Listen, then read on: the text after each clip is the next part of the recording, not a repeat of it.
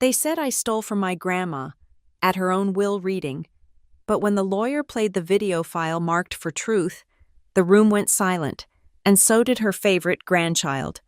23 relatives watched as my cousin's perfectly manicured mask crumbled. The emerald ring she'd accused me of taking, there it was on screen, sliding into her designer purse.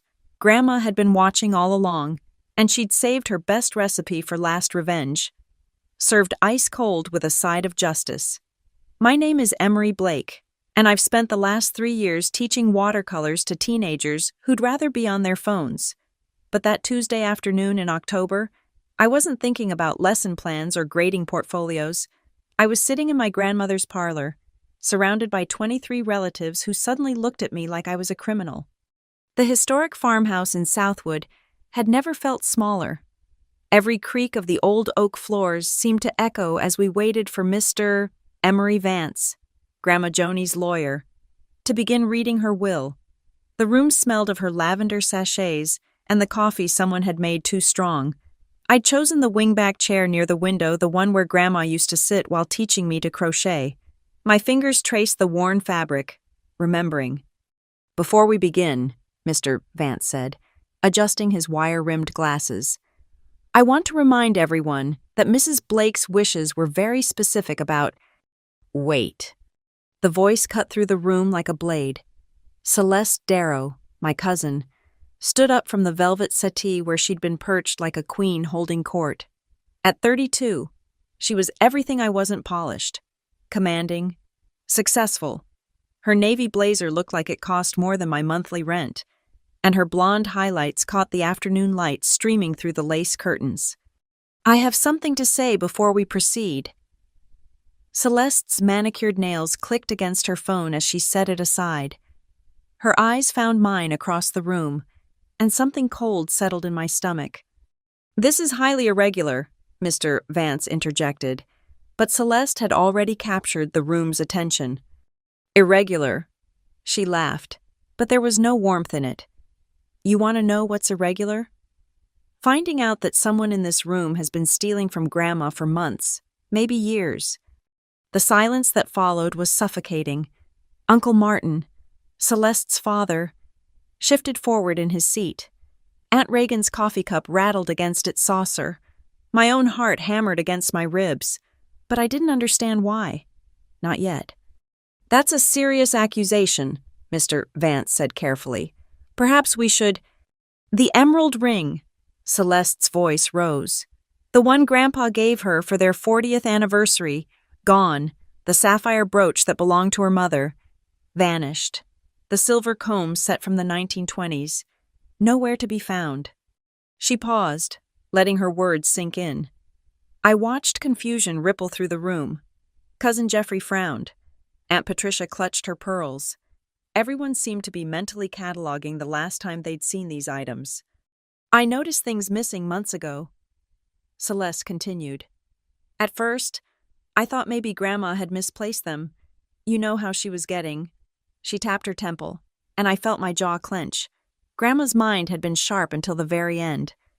But then I started paying attention. Someone was visiting her, frequently, alone. Her gaze locked onto mine, and suddenly I understood. The accusation hung in the air, unspoken but crystal clear. "Every Sunday," she said, her voice dripping with false sympathy. "Rain or shine, so devoted, so helpful, always insisting on helping Grandma organize her things, always alone with her in that big house." "Celeste," I managed, my voice barely above a whisper. "What are you saying?" "I'm saying," she stepped closer, her heels clicking on the hardwood, "that last week, my mother saw you coming out of Finley & Co. You know what that is, don't you, Emery? It's an estate buyer. They specialize in vintage jewelry." Aunt Reagan nodded slowly. "I did see her there. I didn't think anything of it at the time, but now—" "This is insane," I said, finding my voice at last. "I was there selling my own mother's—" "Your mother's what?" Celeste interrupted. "Your mother who's been gone for 5 years. Convenient that dead women can't verify your stories." The cruelty of her words hit me like a physical blow. My mother's death was still a raw wound, and Celeste knew it. She'd skipped the funeral, claiming a real estate conference in Miami was too important to miss. "I have receipts," I said. "I sold her pearl necklace to pay for new art supplies for my classroom. The district cut our budget again, and—" "Of course you have an excuse." Uncle Martin stood, moving to stand beside his daughter. "You always were good at stories, Emery, but the facts are facts. You had access, you had opportunity, and now Grandma's most precious heirlooms are gone." "Those visits," Celeste added, "those Sunday visits you're so proud of, we know what they really were. Reconnaissance missions, seeing what you could take next." The room erupted. Voices overlapped, some defending me, others murmuring doubts. Through it all, I sat frozen, unable to process how my grief for Grandma had been twisted into something so ugly. "She was always Grandma's favorite," someone whispered. "Maybe she thought she deserved—" "The will should be contested," Uncle Martin declared. "If there's been undue influence, if items have been stolen, then clearly Emery manipulated a vulnerable old woman." Grandma wasn't vulnerable. I finally stood, my legs shaking. She was sharper than any of us. She knew exactly what she was doing. Always. And I would never. "Then where are the jewels?" Celeste demanded. "Where's the emerald ring? Where's the brooch? Can you produce them? Can you prove you didn't take them?" "I couldn't, of course. How do you prove a negative? How do you demonstrate that your Sunday visits were about love, not greed? That the hours spent looking through photo albums, baking cinnamon cookies, and listening to stories about the farm's history were genuine?" "I think," Mr. Vance said, his calm voice cutting through the chaos, "that we should proceed with the reading. Mrs. Blake's instructions were very clear." "No!" Celeste slammed her hand on the side table, making everyone jump. "I won't sit here and watch a thief inherit what she stole. I demand this will be paused until a full investigation." "You demand—" I found myself stepping forward, anger finally burning through the shock. "You, who visited Grandma exactly 3 times last year Christmas, Easter, and her birthday, and only stayed long enough for photos to post on Instagram. How dare you?" "I dare because it's true. Where were you when she needed someone to drive her to doctor's appointments, when she was lonely on random Tuesday afternoons, when she just wanted someone to share tea and talk about the birds at her feeder?" "Guilt doesn't make you innocent," Uncle Martin said coldly. "It just makes you a more sophisticated thief, using kindness as cover for your crimes." The room divided like the Red Sea. Some relatives moved closer to Celeste and Martin. Others seemed uncertain, and a precious few like young cousin Emma gave me sympathetic looks, but sympathy wouldn't clear my name. "Mr. Vance cleared his throat. "I really must insist we continue. The will—" "Contains provisions," Celeste interrupted again, "about moral character and criminal behavior. Doesn't it? I've done my research. Mr. Vance, if a beneficiary is found to have committed crimes against the deceased, they forfeit their inheritance. Isn't that right?" The lawyer's face remained professionally neutral. "There are certain clauses, yes." "Then I formally accuse Emery Blake of theft," Celeste announced, "and I demand a full investigation before 1 cent of Grandma's money goes to a criminal." The word criminal echoed in the parlor where I'd spent countless Sunday afternoons, where Grandma had taught me her secret recipe for snickerdoodles, where she told me stories about meeting Grandpa at a dance hall in 1952, where, just 2 months ago, she'd held my hand and told me I was her sunshine girl. I looked around the room at faces I'd known my entire life, now twisted with suspicion and greed. Celeste stood triumphant, her designer shoes planted on Grandma's worn Persian rug like a conqueror claiming territory. "Fine," I said quietly. "Investigate all you want. I have nothing to hide." But as Mr. Vance reluctantly set aside the will and the family erupted into arguments and accusations, I couldn't shake the feeling that this was exactly what someone had planned. The question was who and why. What I didn't know then, what none of us knew, was that Grandma Joni had been 3 steps ahead of all of us, and she'd left more than just money and property in her estate. She'd left the truth, Frame by digital frame. The accusation hung in the air like smoke as my mind drifted backward, seeking refuge in memories that Celeste couldn't taint. Sunday afternoons with Grandma Joni had been my anchor for the past 5 years, ever since Mom died. I remember the first Sunday after the funeral. I'd shown up at Grandma's door, hollow-eyed and lost, clutching a store-bought coffee cake because I couldn't bear to bake. She'd taken one look at me, pulled me into her arms, and whispered, "Come on, sunshine girl, let's make some real comfort food." That became our ritual. Every Sunday at 2 o'clock. I'd arrive at the farmhouse, we'd bake together cinnamon cookies, apple turnovers, peach cobbler in summer. While the oven worked its magic, we'd sit at her kitchen table, sorting through photo albums or working on her correspondence. She still wrote actual letters, in swooping cursive on cream-colored stationery. "Your cousin called today," she'd mentioned one Sunday last spring, rolling out cookie dough with practiced ease. "Celeste, she's doing very well in real estate." "That's nice," I'd said, focusing on the cookie cutter in my hand. Grandma had given me a knowing look. She asked about the emerald ring again, wanted to know if I'd considered having it appraised for insurance purposes. Again. "Oh yes, she's quite concerned about my jewelry collection, suggests I should keep it in a safety deposit box," Grandma had chuckled, "as if I'd lock away the things that remind me of your grandfather." Now, standing in that same house with Celeste's accusations ringing in my ears, I understood. She'd been laying groundwork even then. "Remember Christmas?" Celeste was saying to the room, her voice carrying perfectly a skill honed from years of real estate presentations. "Remember how Emery insisted on helping Grandma in the kitchen alone while the rest of us were in the living room?" I did remember. Grandma had been making her famous cranberry sauce and needed help. Celeste had been too busy showing everyone her engagement ring, a gaudy thing that she'd return 2 months later when the engagement fell through. "And Easter," Uncle Martin added, warming to his daughter's theme. "She drove Mom to church early, before the rest of us arrived, another opportunity to be alone with her." "I drove her because she liked attending the sunrise service," I said quietly. "Something you'd know if you'd ever asked her about her preferences, instead of assuming she'd conform to your schedule." But they weren't listening. They were building their case, brick by poisonous brick. "The birthday party," Aunt Reagan chimed in. "Emery organized the whole thing, had access to the house for hours beforehand." "To decorate," I protested, "to make sure everything was perfect for her 90th birthday." Perfect. It had been perfect. Grandma's face when she saw the photo collage I'd made, featuring pictures from every decade of her life, the way she'd laughed at the memory board where guests had pinned their favorite Joni stories, the quiet moment when she'd pulled me aside and said, "This is love. Emery, this is what love looks like."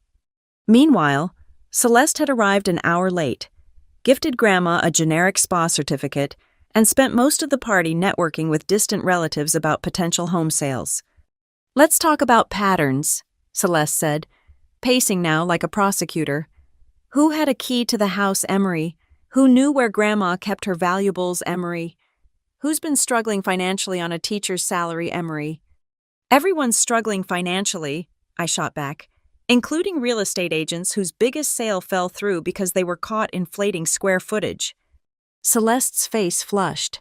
"That has nothing to do with—" "Doesn't it? You needed money. You've been asking Grandma about her jewelry for months. You show up here playing the devoted granddaughter when everyone knows you once told her that visiting old people was depressing." "I never said that." "Thanksgiving 2019. In the kitchen, I was in the pantry getting sweet potatoes. You told Aunt Patricia that coming here was like visiting a museum that smells like mothballs." The room shifted uncomfortably. Several relatives exchanged glances. They remembered Celeste's attitude, even if they hadn't called her on it. Uncle Martin stepped in to defend his daughter. "At least Celeste didn't manipulate her way into Mom's will. We all know Emery was angling for something, all those Sundays, all that false devotion." "False." The word came out as a whisper. I thought of Grandma teaching me to knit, her hands guiding mine, reading her the newspaper when her eyes got tired, the quiet afternoons when we'd just sit together, watching birds at the feeder. comfortable in our silence.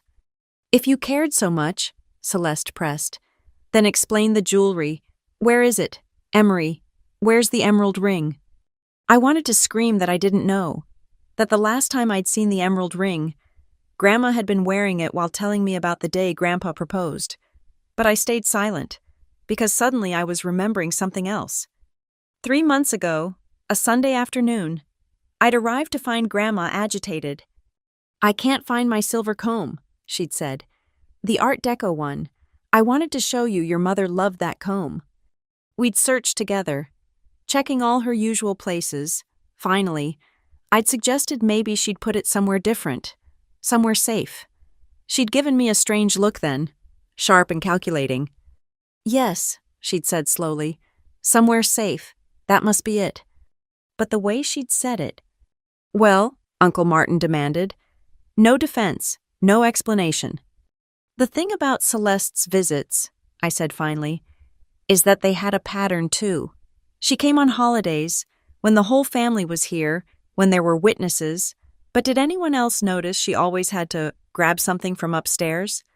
Always needed to use the bathroom in Grandma's bedroom suite instead of the powder room. How dare you? Did anyone else see her going through Grandma's desk last Easter? Because I did. She said she was looking for stamps. I was in the bottom drawer where Grandma kept her important papers." The room had gone quiet. Even Celeste's supporters seemed to be reconsidering. "You're deflecting," Celeste said, but her voice had lost some of its conviction. "Classic guilty behavior. Attack the accuser instead of addressing the accusation." "Fine, let's address it. You say things went missing. When specific dates? Because I can account for every Sunday. I have photos. Grandma and I took selfies every week. She loved them. Called them evidence of joy. I have 3 years' worth, time-stamped, geotagged, showing exactly what we were doing. Photos can be faked. Can they? 3 years of them consistently. And what about her neighbors, Mrs. Drummond next door, who always waved when I arrived, Pastor Williams, who sometimes stopped by for coffee, the grocery delivery kid who knew to come Sundays because I'd help put things away, witnesses, Celeste, people who saw me here, saw what I did, saw how Grandma and I were together." I pulled out my phone, scrolling through albums of memories. "Here, Easter Sunday. The timestamp shows I arrived at 7:47 a.m. for the sunrise service. Here's us at church. Here's breakfast afterward at her kitchen table. Here's her showing me the hydrangeas that had just bloomed. Do you want to see Christmas? Her birthday.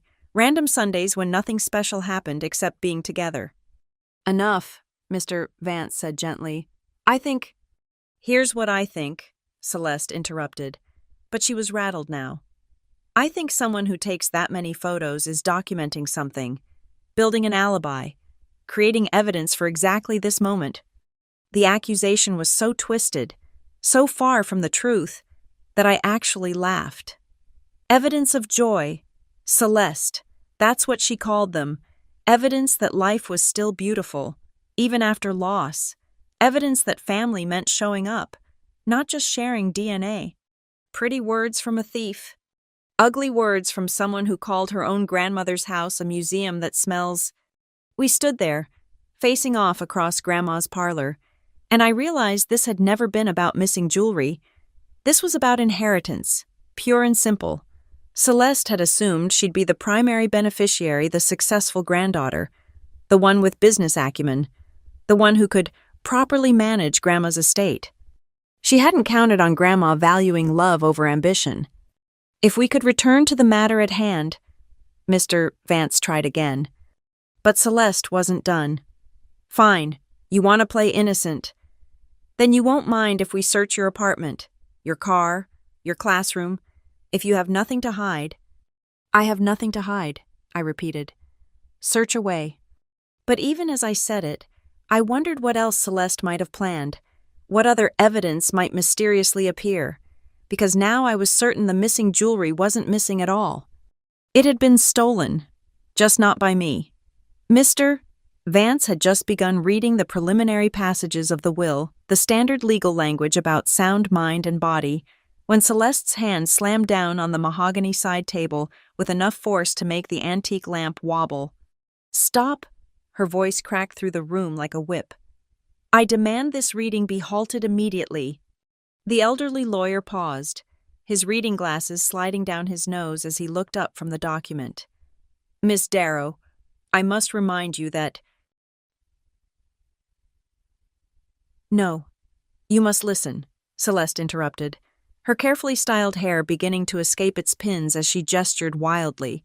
"We cannot proceed with this will when there's clear evidence of elder abuse and undue influence." "Elder abuse?" I couldn't keep the shock from my voice. "Are you seriously—" "Financial exploitation of a vulnerable senior citizen," Uncle Martin interjected smoothly, moving to stand beside his daughter. "It's a felony in this state, Emery, and given Mother's age, her recent health issues." "What health issues?" I demanded. "Grandma was sharp as a tack until the day she died. She was doing crossword puzzles in pen. She was balancing her own checkbook. She beat me at Scrabble 3 weeks ago." "Cognitive decline can be subtle," Aunt Reagan added, her voice dripping with false concern. "Celeste told me Joni had been forgetting things, misplacing items, getting confused about dates." "Lies," I said flatly. "Complete lies." But Celeste was already building momentum, addressing the room like she was closing a real estate deal. "The missing jewelry is just the tip of the iceberg. We need a full investigation, financial records examined, medical evaluations reviewed, and until then, this will should be frozen."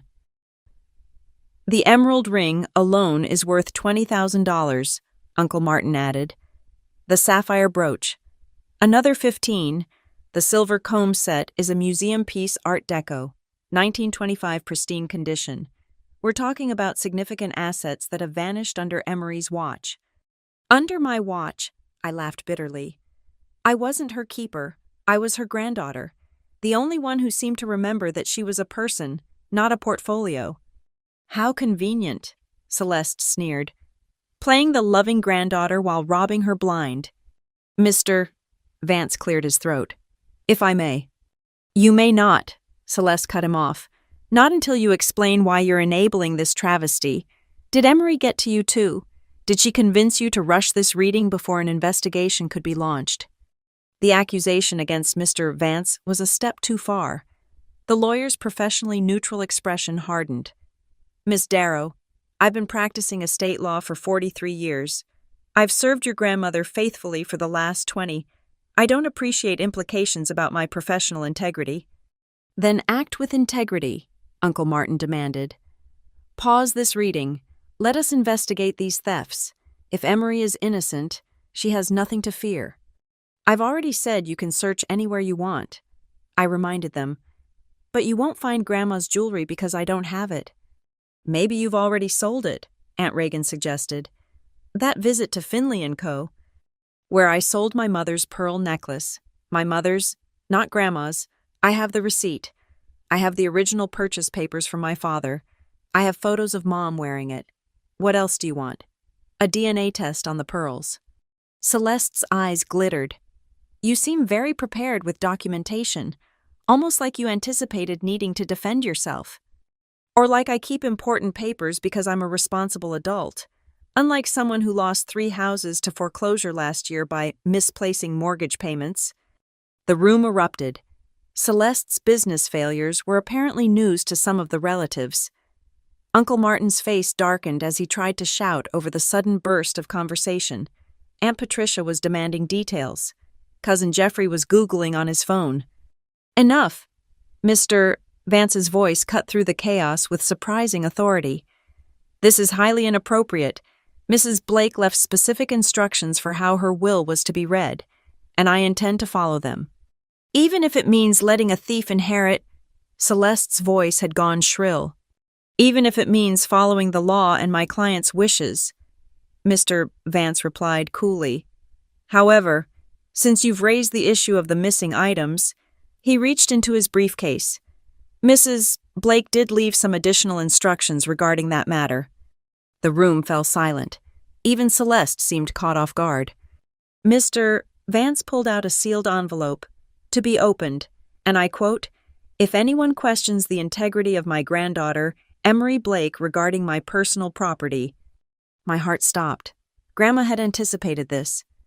That's convenient, Uncle Martin scoffed. Another letter. How do we know it's authentic? Because it was witnessed and notarized at First National Bank on June 15th of this year. Mr. Vance replied, 3 months before Mrs. Blake's passing. Would you like to see the notary seal? He broke the seal on the envelope and unfolded a single sheet of Grandma's cream stationery. Her handwriting was as elegant as ever. My dear family, Mr. Vance read in his measured tone, if you are hearing this, then someone has accused my sunshine girl of taking what was never lost, merely relocated. I felt tears prick my eyes. Sunshine girl. She'd called me that since I was 5 years old. 6 months ago, I began to notice that certain items were going missing. Small things at first, a silver spoon here, a small frame there, then larger items, more valuable pieces. At first, I thought I was becoming forgetful, but then I noticed a pattern. Celeste had gone very pale. Uncle Martin's jaw was clenched. The items only went missing after certain visits, never after Emery's Sundays, never after Pastor William stopped by, never after the grocery delivery, only after specific family members had been in my home. This is character assassination, Uncle Martin blustered. She's trying to turn us against each other from beyond the grave. Mr. Vance continued reading as if Martin hadn't spoken. I considered confronting the guilty parties directly, but I realized that would only lead to denial, drama, and potentially more sophisticated theft. So instead, I took precautions. Precautions. Celeste's voice was barely a whisper. I documented everything, every visit, every room entered, every item touched. Technology is wonderful, isn't it? Even a 90-year-old woman can learn new tricks when properly motivated. My mind raced, documented how Grandma had barely mastered her smartphone. The emerald ring, the sapphire brooch, and the silver combs are not missing. They are safely stored, along with other valuables, in a location known only to Mr. Vance and one other person. That person is not Emery, who I deliberately kept in the dark to protect her from exactly this sort of accusation. Who then? Celeste demanded. Mr. Vance turned the page. The location will be revealed after the will reading is complete. But know this, every piece is accounted for. Every item is safe, and every theft has been documented. Theft. Uncle Martin stood up. Are you accusing us of— I'm not accusing anyone, Mr. Vance said mildly. I'm simply reading Mrs. Blake's letter. Shall I continue? No one spoke. The silence was suffocating. To those who visited me out of love, thank you. Your presence enriched my final years. To those who visited out of greed, counting down to your inheritance like vultures circling a dying animal, I see you. I've always seen you. Aunt Reagan made a small sound, somewhere between a gasp and a sob. And to my sunshine girl, my Emery, who never asked for anything but time and stories and recipes, everything I have is already yours. The rest is just paperwork. The letter ended there. Mr. Vance carefully refolded it and placed it back in the envelope. Now then, he said calmly, shall we proceed with the reading, or would anyone like to withdraw their accusations first? Celeste's mouth opened and closed like a fish gasping for air. Uncle Martin had sunk back into his chair. Around the room, relatives were avoiding eye contact, suddenly fascinated by their phones or the pattern in the carpet. The jewelry, Celeste finally managed. If it's not missing, then where? Will be revealed after the reading, as Mrs. Blake instructed, Mr. Vance repeated, though I suspect some of you might have a very good idea where certain pieces ended up. Finley & Company keeps excellent records. After all, the implication hung in the air like a sword. Someone had been selling Grandma's jewelry, just not me. This is entrapment, Uncle Martin said weakly. She set us up. She protected her assets from theft, Mr. Vance corrected. Rather cleverly, I might add. Now, if there are no further interruptions. But I could see it in Celeste's eyes this wasn't over. She'd been so sure of her plan, so confident in her accusations. Being outmaneuvered by the grandmother she'd dismissed as a forgetful old woman must have stung. "Read it," she said through gritted teeth. "But this isn't over. If there's been deception—" "Oh, there's been deception," I said quietly. "Just not from the person you accused." As Mr. Vance began reading the will properly, I caught sight of movement by the doorway. Cousin Emma was typing furiously on her phone. Within minutes, the family group chat would be on fire. But I didn't care about the gossip. I was thinking about Grandma, planning all of this, protecting me even in death, setting a trap for the real thieves while keeping me safely ignorant. She'd known exactly what would happen when she died. She'd predicted every accusation, every greedy grab. And somewhere in this house, she'd left proof of who the real thieves were. I just had to survive long enough for it to be revealed. Mr. Vance set aside the will with deliberate precision and reached for his leather briefcase. The room held its collective breath as he withdrew a slim laptop, its silver surface catching the afternoon light filtering through Grandma's lace curtains. "Before we continue with the formal reading," he said, adjusting his wire-rimmed glasses, "Mrs. Blake left very specific instructions for this moment."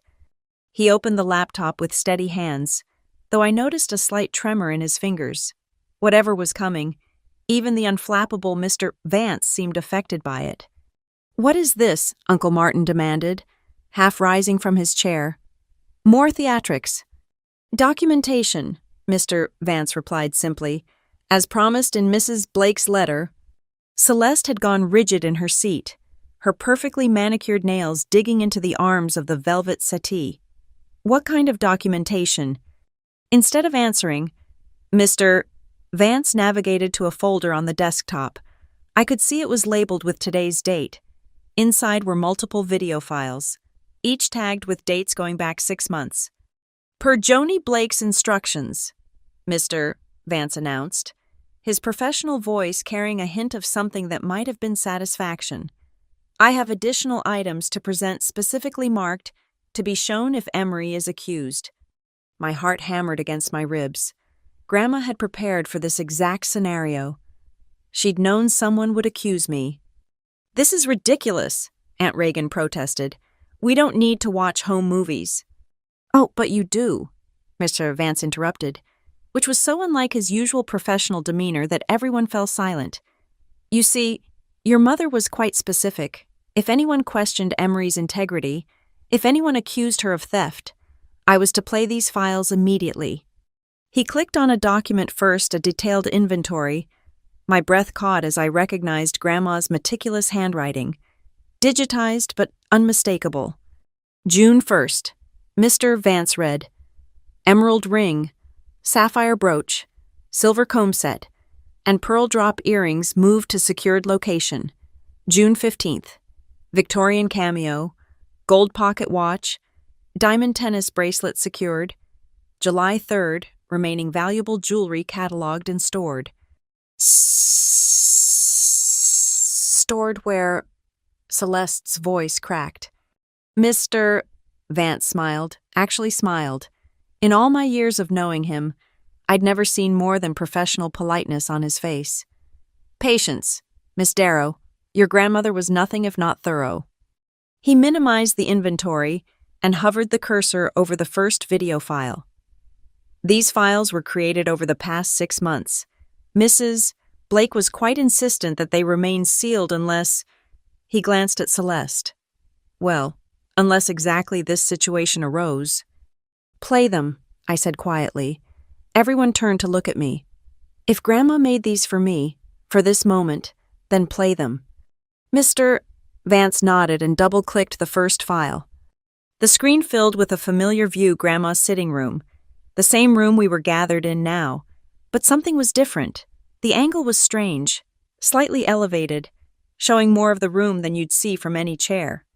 "Hidden cameras," Cousin Jeffrey breathed. "Grandma installed hidden cameras." "Your grandmother was a remarkable woman," Mr. Vance said simply. "She noticed things going missing and decided to investigate." On the screen, the timestamp showed 3 months ago, 2:37 p.m. On a Wednesday. The room was empty for a moment. Then a figure entered from the hallway. Celeste. The room erupted in murmurs, but Mr. Vance raised a hand for silence. On screen, Celeste moved with purpose, going straight to Grandma's antique secretary desk. She produced something from her pocket. It looked like a small tool, and within seconds had the locked drawer open. That's not possible," Celeste stammered. "I've never—" But her protest died as we watched her on-screen counterpart remove a small velvet box from the drawer. She opened it, revealing the unmistakable glitter of diamonds, then slipped the box into her designer handbag. "The tennis bracelet," someone whispered. "That's the diamond tennis bracelet Grandpa gave her for their anniversary." The video continued. Celeste on screen closed the drawer, used her tool to relock it, and then casually walked to the mirror to check her appearance. She smoothed her hair, adjusted her blazer, and left the room. The timestamp showed she'd been in the house for exactly 4 minutes. I didn't. Celeste's face had gone from pale to ashen. "Shall we continue?" Mr. Vance asked mildly. Without waiting for an answer, he opened the next file. This one showed the kitchen. The date was 2 weeks later. This time, Celeste wasn't alone. Uncle Martin was with her. Their voices were faint but audible. "Sure she won't notice," Martin was saying. "She barely leaves the sitting room anymore," Celeste replied, opening drawer after drawer. "Besides, she's getting forgetful. Yesterday she couldn't find her reading glasses. They were on her head." They both laughed, and the sound made my stomach turn. Grandma's eyesight had been failing. Yes, but her mind had been sharp. She'd been playing them. "Here," Celeste said, pulling out what looked like a silver serving spoon. "This is worth at least $300 at Finley's. Part of a set." "Take the whole set," Martin advised. "We'll say she must have donated it to charity and forgotten."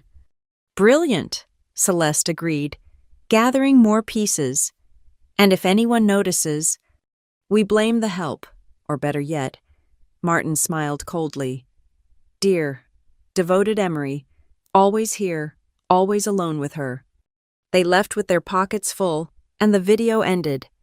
The sitting room had become a tableau of frozen faces. Aunt Reagan had covered her mouth with both hands. Cousin Jeffrey was recording everything on his phone. Emma looked like she might be sick. And Celeste. Celeste had shrunk into herself, no longer the commanding presence who'd accused me an hour ago. "These are fakes," Uncle Martin said, but his voice lacked conviction. "Deep fakes, AI, whatever. Anyone can make fake videos these days." "Which is why," Mr. Vance interrupted, "Mrs. Blake took additional precautions." He pulled out a folder of papers. "Receipts from Finley & Co. estate buyers. Would you like me to read them? Sale of 1 diamond tennis bracelet. Seller C, Darrow. Sale of silver serving set. Seller M, Darrow. Sale of—" "Enough," Celeste whispered. "I'm sorry."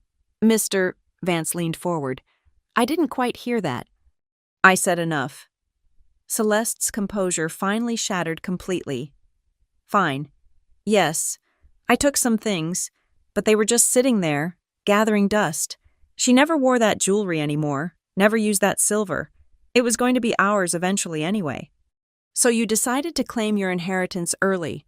I found my voice at last, and then blame me for it." "You were perfect," she spat. "Always here, always so helpful.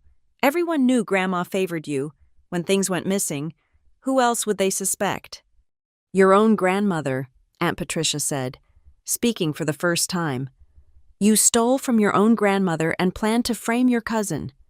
"It wasn't supposed to go this far," Uncle Martin protested. "We just needed some quick cash. Celeste's business troubles, my investment losses. Mom had so much, and we had so little." "So little," I laughed bitterly.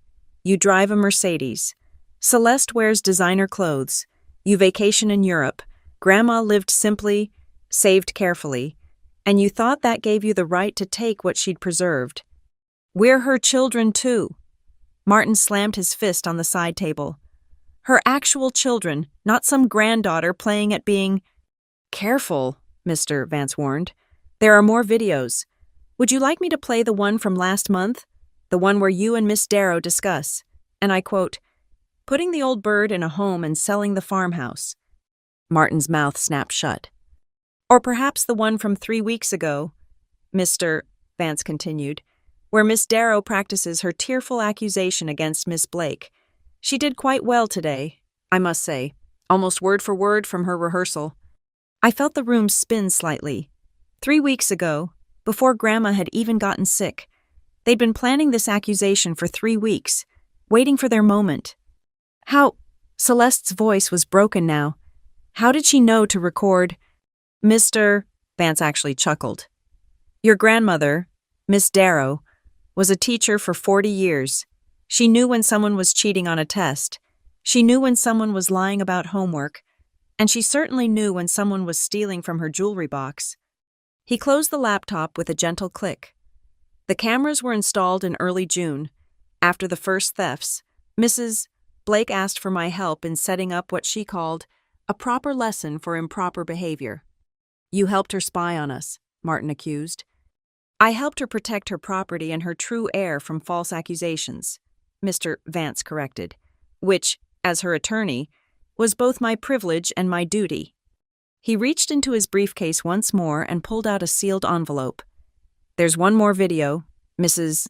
Blake recorded it herself, the week before she passed. She asked that it be played after the truth was revealed. No more, Celeste pleaded. Please, we get it. We're caught. Just no more. But Mr. Vance was already opening the file, and there was Grandma, sitting in her favorite chair, wearing the emerald ring that had supposedly been stolen. The sapphire brooch was pinned to her lavender cardigan. The silver combs held back her white hair. She smiled at the camera, and my tears finally spilled over. Hello, my dears, Grandma said, her voice strong and clear. If you're watching this, then someone tried to call my sunshine girl a thief. I'm guessing it was Celeste. You always were too clever for your own good. Dear. Not quite clever enough, though. On screen, Grandma adjusted her rings and continued. Everything is safe, everything is documented, and everyone will receive exactly what they deserve. She looked directly at the camera then, and it felt like she was looking right at me. Truth has a way of surfacing, doesn't it? Sometimes it just needs a little help. Sometimes it needs proper documentation. And sometimes, she smiled, that mischievous smile I knew so well. Sometimes it needs an old woman who learned how to use cloud storage and webcams. Thank you for teaching me that. Emery, our Sunday computer lessons came in quite handy. The video ended, and the room sat in stunned silence. The jewelry, I said quietly. The missing jewelry. It was never missing at all. No, Mr. Vance confirmed. It's been in my office safe for 6 months, along with copies of all these videos and a quite detailed analysis of who took what and when. He stood then, straightening his tie. Now, I believe we have a will to read, unless anyone has any other accusations they'd like to make. No one spoke, no one moved. Celeste and Martin sat like statues, their elaborate plan in ruins at their feet. And somewhere, I was certain, Grandma was smiling. The silence in the room was absolute, as Mr. Vance carefully placed the laptop back in his briefcase. I found myself thinking about 6 months ago, about the day Grandma had first mentioned the missing items. Emery, dear, she'd said on a drowsy Sunday afternoon, would you mind helping me with something technical? I'd been surprised. Grandma had always been resistant to technology, claiming her flip phone was complicated enough, but there she sat, holding a Best Buy flyer with security cameras circled in red pen. Security cameras, I'd asked. Is everything okay? Oh, just some things going walkabout, she'd said casually. Probably my old mind playing tricks, but I thought it might be nice to have some extra eyes around the house, for safety. I'd helped her research options, thinking we were looking at basic doorbell cameras or maybe a simple system for the entrances. But Grandma had been surprisingly specific about what she wanted. Something discreet, she'd insisted. Nothing obvious, and it needs to save recordings somewhere safe, that cloud thing you mentioned. We'd spent 3 Sundays setting it up. I'd crawled through the attic to run cables, positioned cameras in the crown molding where they'd blend with the decorative woodwork. Grandma had directed everything like a general planning a campaign. One facing the secretary desk, she'd instructed. Another with a view of the kitchen drawers. Oh, and definitely one in the upstairs hallway. This seems like a lot for a security system, I'd mentioned while adjusting the angle of the sitting room camera. Can't be too careful at my age, she'd replied. Then, more quietly, help me with the computer part, I want to learn how to access the recordings myself. So I'd taught her. Patient Sunday lessons on her ancient laptop, showing her how to log into the cloud storage, how to download files, how to organize them by date. She'd been a surprisingly quick study, taking notes in her perfect handwriting, practicing while I watched. What about sharing? She'd asked one day. If I wanted to send these videos to someone, like if something happened and you needed to send footage to the police. Something like that, she'd agreed. But there had been something else in her eyes. Planning, preparing. Now sitting in that same room with the hidden cameras I'd helped install recording everything, I understood. She hadn't been learning technology for safety or curiosity. She'd been building a trap. 6 months, Uncle Martin said suddenly, breaking into my memories. She planned this for 6 months. Longer, I think, Mr. Vance replied. She first contacted me about updating her will 8 months ago. Said she wanted to add some specific conditions. What conditions? Aunt Reagan asked weakly. Mr. Vance smiled that unsettling smile again. Morality clauses, very detailed ones. She was quite particular about the language regarding theft, fraud, and false accusations. I thought about all those Sundays, all those casual conversations that hadn't been casual at all. You helped her, Celeste accused, pointing at me. You must have known. The cameras, the whole setup. I knew she wanted security cameras, I said. I thought she was worried about break-ins. She never said anything about family members stealing from her. But even as I said it, I remembered odd moments, comments that hadn't quite registered at the time. Check the kitchen camera angle again, she'd said once. Make sure it captures the silver drawer clearly. Or, the cloud storage is secure, right? Even if someone knew about the cameras, they couldn't delete the recordings. And my favorite, said with a wink, it's like that mystery show we watch, isn't it? The key to catching a criminal is letting them think they're safe. She used you, Martin spat. Used your visits, your help, to spy on her own family. No, I said firmly. She protected herself from family members who were stealing from her. There's a difference. Is there? Celeste had found some of her composure, though her perfectly styled appearance was decidedly rumpled now. She could have confronted us, could have asked. Asked what? I interrupted. Asked you to please stop stealing, asked you to return what you'd taken. Would you have? Celeste's silence was answer enough. The really clever part, Mr. Vance said, seeming to enjoy himself now, was how she handled the actual valuables. Mrs. Blake would wait until after one of your shopping trips, and then have me collect the real pieces for safekeeping. She'd replace them with replicas, quite good ones, I'm told. Replicas.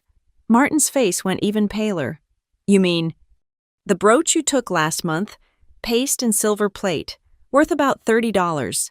The antique coins from the study, reproductions from the Franklin Mint. She was quite amused by that one. I couldn't help it. I laughed. It bubbled up from somewhere deep. Part shock, part admiration. Grandma had run a 6-month con on her own would-be thieves.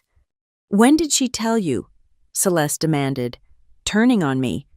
When did she bring you in on it? She didn't, I said truthfully. I had no idea until today. But the computer lessons were computer lessons. She said she wanted to learn about cloud storage and video calls. I taught her. I didn't know she was documenting your theft spree. Mr. Vance opened another folder. She was quite proud of mastering the technology, even figured out how to edit the videos, add timestamps, create a proper evidence file. Better than those CSI shows, she told me. This is entrapment, Martin said weakly. She set us up. She gave you rope, Cousin Jeffrey said quietly. Everyone turned to look at him. He shrugged. What? It's true. She didn't make you steal. She just made sure there was evidence when you did. Whose side are you on? Martin demanded. The side that didn't steal from Grandma, Jeffrey replied, which, apparently, is a pretty small club. More murmurs rippled through the room. The family was fracturing, dividing into camps those who were appalled by the thefts and those who thought Grandma's response was too extreme. If she knew, Aunt Patricia said slowly, why didn't she stop it? Why let it go on for months? Mr. Vance pulled out another paper. She addressed that in her notes. May I? No one objected, so he read, I could have confronted them after the first theft, but I knew they'd deny it, claim confusion, promise it wouldn't happen again, and then they'd simply be more careful. No, I needed to know the full extent of it. I needed to see how far they'd go, how much they'd take, and most importantly whether they'd try to blame someone innocent when caught. She was testing us, Celeste said bitterly. You failed, I pointed out. All those Sunday visits, Grandma's voice continued through Mr. Pa. Celeste would come on holidays, take something, then leave. Martin would stop by when he thought I was napping. Even Reagan helped herself to the pearl hatpin last Easter, but Emery 3 years of Sundays, and she never took so much as a cookie without asking first. Aunt Reagan made a strangled sound. She knew about the hatpin. She knew about everything, Mr. Vance confirmed. Every item, every visit, every whispered conversation about her mental state and how to get power of attorney. The room erupted again, but I barely heard it. I was thinking about Grandma, alone in this house, watching her children and grandchildren steal from her, plot against her, dismiss her as a senile old woman ripe for exploitation. And all the while, she'd been playing chess while they played checkers. The Sunday lessons, I said suddenly, understanding flooding through me. She didn't just want to learn about cloud storage. She was creating a backup of everything. Wasn't she? Somewhere no one could access or delete. Mr. Vance nodded. 3 separate cloud accounts, paid for 5 years in advance, with copies sent to my office server as well. She called it her insurance policy. But why involve Emery at all? Celeste demanded. If she was so clever, why? Because I needed an honest witness. Mr. Vance read from another note. Someone whose character was above reproach, someone who helped not for gain but for love. When the accusations came, and I knew they would, who would the family believe, the granddaughter who spent every Sunday with me for 3 years, or the ones who only visited when they needed something? She knew you'd blame me, I said to Celeste. She counted on it. It was perfect, Celeste admitted, defeat in her voice. You were perfect, always here, always helpful. When things went missing, of course you'd think the worst of me because you judged me by your own standards, I finished. You couldn't imagine someone spending time with Grandma without wanting something in return. So sanctimonious, Martin sneered. So pure. You got what you wanted, didn't you? The devoted granddaughter act paid off? It wasn't an act. The words burst out of me. That's what you'll never understand. I came here because I loved her. Because she was funny and smart and told the best stories. Because she taught me to bake and knit and find joy in small things. Because after Mom died, she was the one who reminded me that life was still worth living. My voice broke on the last words, and I had to stop, breathing hard. The room was silent again, but it was a different kind of silence. Shameful, uncomfortable. Every Sunday, I continued more quietly, she gave me 3 hours of her time, her stories, her wisdom, her love. That's what I got from our visits. That's what I wanted. And if you can't understand that, then you never knew her at all. Beautiful words, Celeste said coldly, but we'll see what the will says, won't we? We'll see if Grandma's love translates to cash and property. Mr. Vance cleared his throat. Actually, there's one more recording to play. Mrs. Blake insisted it be shown before the will reading, after the truth was revealed. He opened the laptop again, navigating to a file marked simply Final Thoughts. And there was Grandma again. But this was different. This was recent, I could tell by the hospice bed in the background, the oxygen tube. This was from her last week. "Well," she said, her voice weaker but her eyes still sharp. "I suppose by now the cat's out of the bag. Or should I say, the thief is out of the jewelry box." Even dying, she'd kept her sense of humor. "I know some of you are angry, feel tricked, betrayed, even good. Now you know how I felt watching you steal from me while smiling to my face." The laptop screen filled with evidence that made my stomach turn. Mr. Vance had opened a folder labeled Evidence File Number 1, June 15th, and there was Celeste in high definition, moving through Grandma's bedroom with practiced ease. "This is from 3 months ago," Mr. Vance noted unnecessarily. The timestamp was clear, 2:17 p.m. on a Wednesday afternoon. Celeste wore a cream-colored suit and her signature red-soled heels, looking every inch the successful real estate agent she pretended to be. On screen, she went straight to Grandma's jewelry box on the dresser. No hesitation, no looking around.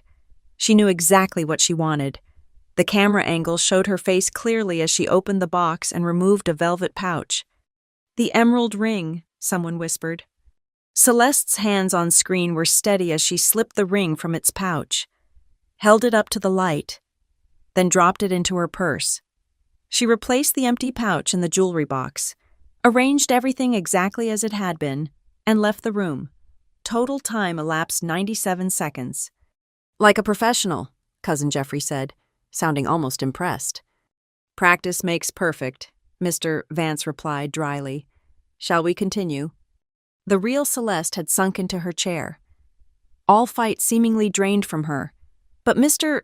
Vance was relentless, opening the next file. Evidence File Number 2, June 22nd. This time the camera showed the front entrance. Celeste arriving, checking her phone, then making a call. The audio was faint but audible. "I'm at Mom's now," she said to whoever was on the line. "Yeah, she's napping. I'll grab it and meet you there." "No, she won't notice. I told you. She's been forgetting things. Finley's closes at 5, so hurry." She ended the call and headed upstairs. The timestamp jumped edited, I realized, to avoid dead time to show her leaving 12 minutes later, her purse noticeably heavier. Evidence File Number 3. A new angle, this time showing the exterior of a building I recognized Finley & Company estate buyers, a high-end shop downtown that specialized in discreet transactions. Celeste entering with her heavy purse. Celeste leaving with an envelope that she counted before tucking into her wallet. "Security footage," Uncle Martin croaked. "How did you—" Mr. Finley was very cooperative once I explained the situation. Mr. Vance said, apparently, he'd had concerns about some of the items Miss Darrow was bringing in. "Family heirlooms," she'd said, "from her late grandmother's estate." "Grandma wasn't dead yet," Aunt Patricia exclaimed, voicing what we were all thinking. "A minor detail, apparently," Mr. Vance replied. Evidence File Number 4. The screen split into two views, Grandma's sitting room and the kitchen. Celeste entered the sitting room first, did a quick scan, then called out, "Grandma, it's Celeste." No response. Of course not. The timestamp showed 3 p.m. on a Thursday, Grandma's physical therapy appointment. Celeste had known she'd be out.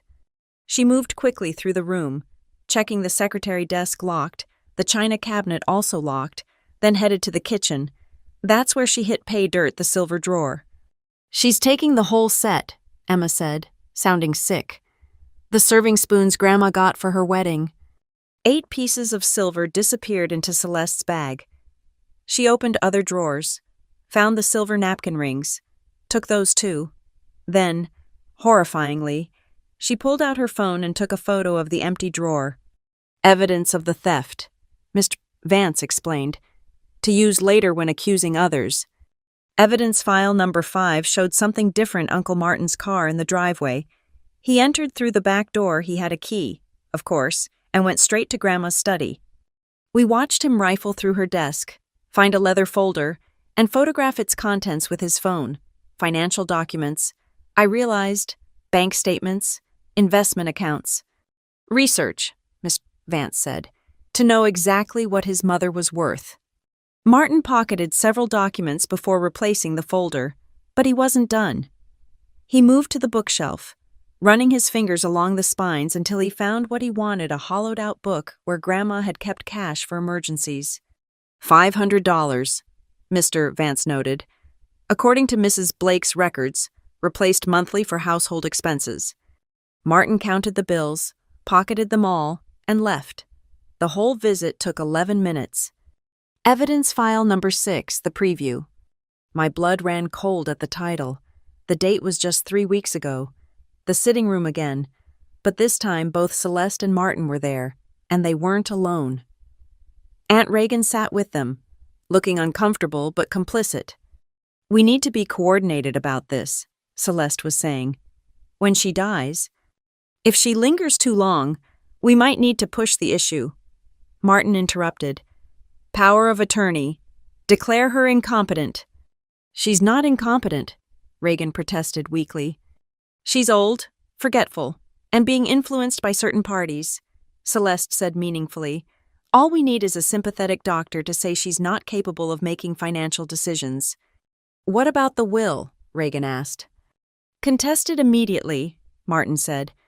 Undue influence. We have the evidence, Emery's constant presence, the isolation from other family members. I visit when I can, Reagan protested. Once a month for 20 minutes doesn't count, Celeste snapped. Not compared to Little Miss Sunday School over there. No, we need a stronger narrative. The missing items will help. When they're discovered gone, who's the obvious suspect?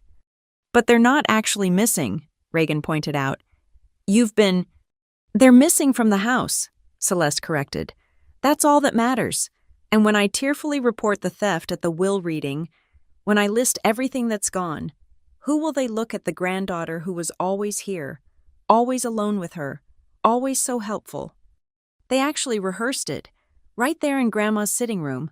They rehearsed the scene that had played out just an hour ago. Celeste practiced her tearful accusation. Martin worked on his shocked disappointment. Reagan mostly sat silent, guilty but going along. The beauty is, Celeste concluded, even if they can't prove Emery took anything, the doubt will be there. The family will be divided, the will can be contested, and in the confusion, we'll push for a settlement. Split everything evenly, including what dear Emery might have inherited.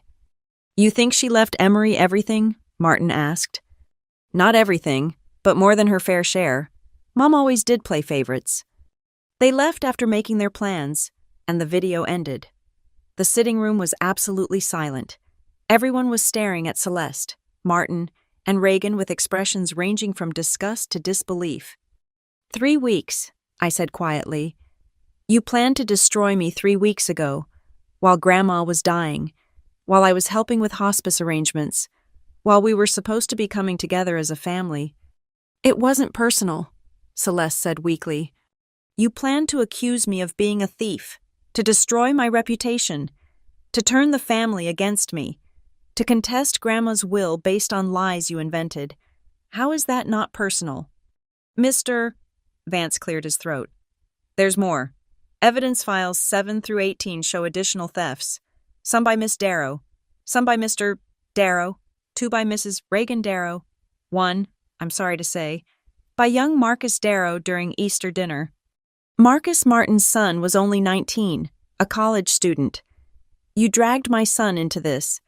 File 14 shows you instructing him to check the upstairs while everyone was eating, Mr. Vance said calmly. He took a pair of gold cufflinks from the dresser, your father's, I believe. The family was imploding. Those who hadn't been involved in the thefts were staring at those who had with horror. The thieves were turning on each other, blame and accusations flying. But Mr. Vance wasn't finished. Evidence file 19. This one is different. The screen showed a split view of 4 locations: the sitting room, kitchen, upstairs hallway, and front entrance. The timestamp was from last Sunday, my last visit with Grandma before she went into hospice. There I was, arriving at exactly 2 p.m. as always. I had a box of art supplies donations from my students for a project we'd planned. Grandma met me at the door, frailer than before but smiling. We spent the afternoon exactly as we always did, baking apple turnovers, talking about her childhood on the farm, working on a small project organizing photos for the hospice room. At no point did I go anywhere alone. At no point did I open drawers or jewelry boxes or take anything. When I left at 5 p.m., I hugged her carefully. On the video, you could see us talking, though the audio was too faint to hear. I knew what we'd said, though I'd told her I loved her. She'd called me her sunshine girl and made me promise to keep visiting even in hospice. It was the last time she was in her house, the last normal Sunday we'd have. 156 visits over 3 years, Mr. Festus said, all recorded for the last 6 months. Not once did Miss Blake take anything without permission. Not once did she snoop, steal, or scheme. She came, she visited, she helped, she left, every single time. He closed the laptop. The complete evidence file has been provided to the police. Detectives should be arriving shortly to take statements. Police! Celeste shot to her feet. You called the police. Mrs. Blake called the police, Mr. Vance corrected.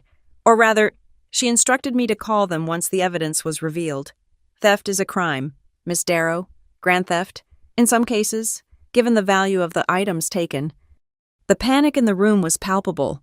Martin was on his phone, probably calling his lawyer. Reagan was crying. Celeste looked like she was calculating whether she could make it to the door. I wouldn't, Mr. Vance advised. They're already outside, waiting for my signal. As if on cue, there was a knock at the door.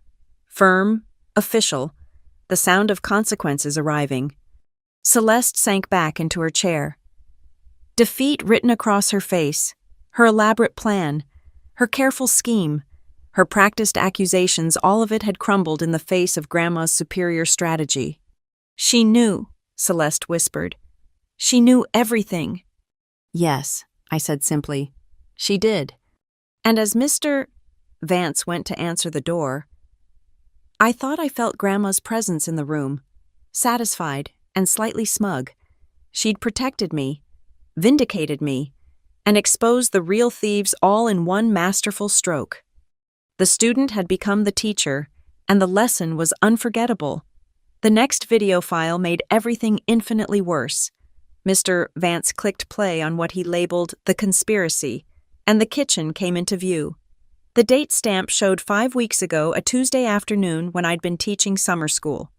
Martin and Celeste sat at Grandma's kitchen table, coffee cups between them, speaking in low voices that the camera captured with crystal clarity. She can't last much longer, Martin was saying, stirring sugar into his cup. The doctors give her maybe 2 months.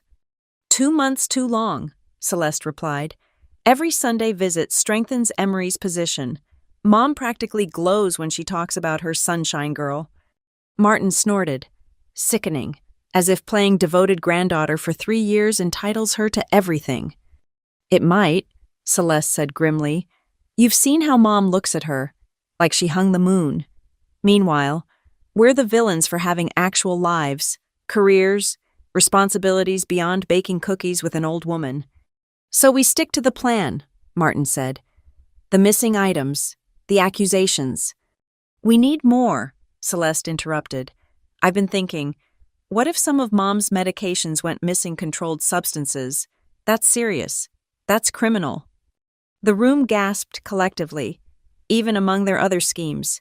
This was a new low. On screen, Martin considered. Would she notice? She might, but if we're careful, if we only take a few, then after she's gone, we discover the theft. Emery had access. She was alone with Mom constantly. Who else could it be? Brilliant, Martin agreed. But we'd need to be careful. No fingerprints. Please, Celeste scoffed. I've been handling this perfectly for months. The jewelry, the silver, has anyone noticed? Has Mom said a single word? She's said plenty of words, Martin muttered. Just not about that. Last week she asked if I was happy, out of nowhere. Are you happy? Martin, like she knew something. You're being paranoid. Am I? Sometimes I catch her looking at me, and it's like she's disappointed, like she's seeing right through me. Celeste reached across the table to pat his hand. 2 months, Dad, maybe less. Then we expose Emery, contest the will, and get what we deserve. What we deserve, Martin repeated, but something in his voice suggested he wasn't entirely convinced. The video paused, and Mr. Vance looked directly at Martin. Your mother added a note about this particular recording. Would you like me to read it? Martin had gone gray. He looked every one of his 63 years and then some. No, he said quietly. I think we've heard enough. On the contrary, Mr. Vance said, pulling out another paper. Your mother insisted. She wrote, to my son Martin, who asked if I knew something. Yes, I knew everything. I knew my medications were disappearing. I counted them every morning. I knew you were photographing my financial documents. I left fake ones for you to find. I knew you were planning to destroy your cousin for money. And yes, Martin, I was disappointed. Deeply, profoundly disappointed. Martin made a sound like he'd been punched. His wife, who'd been sitting frozen beside him, quietly got up and moved to a different chair. Shall we continue? Mr. Vance asked. Without waiting for an answer, he opened the next file. This one showed the front porch. Celeste was there with someone I didn't recognize, a man in a suit carrying a briefcase. Dr. Holloway, Mr. Vance explained, a psychiatrist who specializes in competency evaluations. The audio was partially muffled by wind, but we could hear enough. Evaluate her without her knowledge, the doctor was saying. Just a casual visit, Celeste assured him. You're an old friend. Dropping by, chat with her, assess her mental state. If you find any signs of confusion, memory loss, anything we could use. This is highly irregular, Dr. Holloway protested. Ethical guidelines. 5,000 now, Celeste interrupted. Another 5 when you testify she wasn't competent to make will changes. Think about it. That's 10 grand for maybe 2 hours of work. The doctor shifted uncomfortably. And if I find her perfectly competent, then you find what we need you to find, Celeste said coldly. Everyone has senior moments, confusion about dates, mixing up names, difficulty with complex decisions. Surely a woman her age shows some signs of decline. I won't lie in court. Not lie, interpret. Medicine is an art, not a science, right? There's room for professional opinion. They went inside, but the next clip showed them leaving 20 minutes later. Dr. Holloway looked shaken. Your grandmother, he told Celeste, just beat me at chess while explaining the current situation in Eastern European politics and calculating the interest on her CDs in her head. If you bring me to court, I'll testify that she's sharper than both of us combined.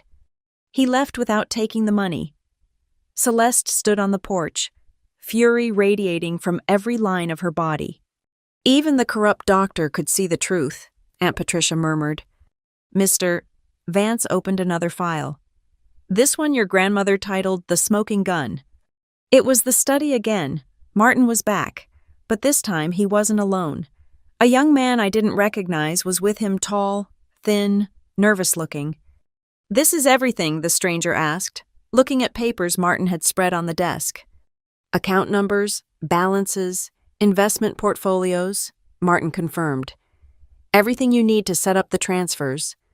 And she won't notice. She'll be dead, Martin said bluntly. The transfers will happen after she passes, but before the will is executed. By the time anyone notices, the money will be in offshore accounts. This is wire fraud, the young man said.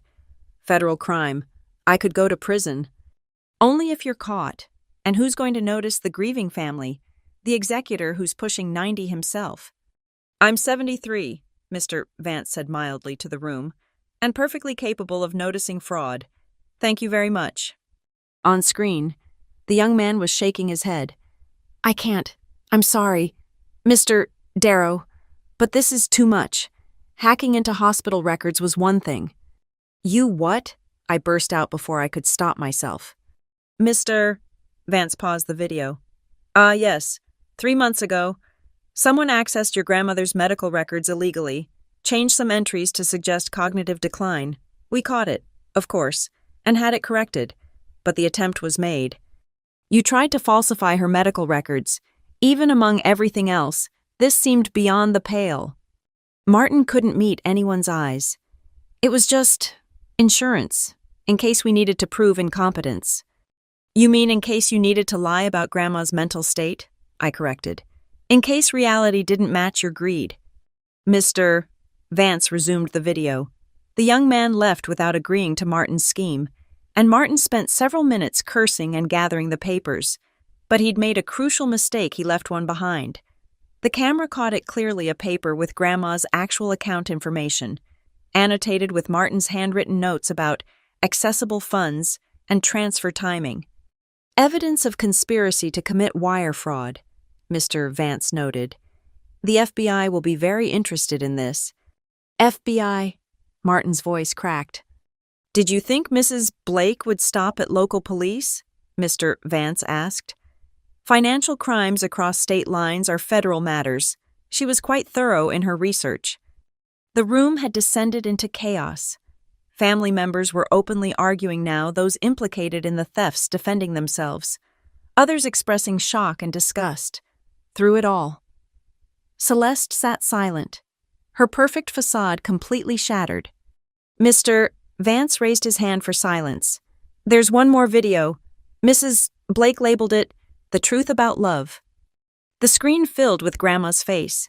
This was recent, perhaps only a month ago. She was in her bedroom, sitting in the chair by the window, the morning light gentle on her features. By now, she said to the camera, you've seen the evidence, the thefts, the schemes, the plans to destroy my granddaughter's reputation for money. You've seen the ugly truth about what some people will do for an inheritance they haven't earned. She paused, adjusting her shawl. But that's not the whole truth. The whole truth is that I've known for years who loved me and who loved my money. It's not hard to tell the difference. You know, love shows up on random Tuesdays. Greed appears on holidays and birthdays. Love listens to the same stories over and over because the joy is in the sharing, not the tale. Greed checks its watch and asks about property values. Love brings art students donations for craft projects. Greed brings business propositions and questions about insurance policies. She looked directly at the camera then, and her eyes were bright with unshed tears. I'm not angry about the thefts. Things are just things. I'm heartbroken about the betrayal. To know that my own children saw me not as their mother, but as a bank account waiting to be emptied. That's a pain no parent should endure. But I'm grateful too. Grateful that in my final years, I had Emery, my sunshine girl who never asked for anything but time, who taught me that family isn't about blood, it's about showing up. It's about choosing to love when loving is hard. It's about finding joy in small moments and sharing that joy freely. She smiled then, that mischievous smile I knew so well. So yes, I set a trap. Yes, I documented everything, not for revenge, but for justice. There's a difference. Revenge would be leaving them nothing. Justice is giving them exactly what they've earned. And to those who think Emery manipulated me, influenced me, tricked me, somehow you're right. She did influence me. She influenced me to believe that goodness still exists. She influenced me to find happiness in my final years. She influenced me to see that sometimes the family we choose is more precious than the family we're born into. The video ended, and the room sat in stunned silence. Several people were crying, some from shame, others from the raw emotion in Grandma's words. You have it all on tape, Celeste said finally, her voice hollow. Everything we did, everything we planned. Yes, Mr. Vance confirmed. Every crime, every conspiracy, every cruel word spoken in what you thought was privacy. She looked at me then, really looked at me for the first time in years. You didn't know, really. I knew Grandma was sad sometimes, I said quietly. I knew family visits stressed her out, but I never imagined this. We justified it, Celeste said, more to herself than anyone. Said she had so much and we had so little. Said she was old and wouldn't miss things. Said we deserved it for putting up with family obligations. You didn't put up with anything, I pointed out. You barely visited. Because it hurt. The words exploded from her. Seeing her there, getting older, weaker, reminding me that time passes, that we all die, it was easier to stay away, to think of her as already gone. So you robbed her instead. We told ourselves it was advance inheritance, that we were just taking what would be ours anyway. She laughed bitterly. God, we even convinced ourselves we were doing her a favor. Less stuff to worry about. Fewer valuables to attract real thieves. You were the real thieves, I said simply. Yes, she agreed. We were. A knock at the door interrupted us. Mr. Vance stood. That will be Detective Alvarez. I believe it's time to face the consequences of your choices. As he walked to the door, Celeste grabbed my hand. Her manicured nails dug into my skin. The will, she said urgently. Whatever she left you, we won't contest it. I'll make sure. Just, please, the videos. Is there any way? I pulled my hand free. Those aren't my videos to control. They're evidence of crimes you committed. Grandma made sure of that. She really thought of everything, Celeste said with something almost like admiration. No, I corrected. She just knew her family, all of us, the good and the bad. Detective Alvarez entered the room, flanked by 2 officers. The reality of the situation hit like a physical blow. 3 members of our family were about to be arrested at Grandma's will reading. But as I watched Mr. Vance direct the officers to the evidence, I realized this too was part of Grandma's plan. Not just exposure, but consequences. Not just truth, but justice. She'd known exactly how this would play out, and she'd decided that protecting me and punishing them was worth fracturing the family. Looking at the devastation around me, I wondered if she'd made the right choice. Then I remembered her words. Sometimes the family we choose is more precious than the family we're born into. She'd chosen me, and in the end, that was everything. Mr. Vance waited until the police had taken initial statements from Celeste, Martin, and Reagan before returning to his position at the head of the room. The 3 of them sat with officers, their rights being read, their futures crumbling in real time.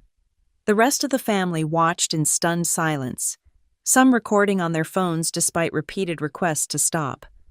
There is one final recording, Mr. Vance announced, his voice cutting through the chaos. Mrs. Blake insisted it be played after the arrests were made. More Uncle Harold, who'd remained silent throughout the ordeal, spoke up. Haven't we seen enough? This one is different, Mr. Vance assured him.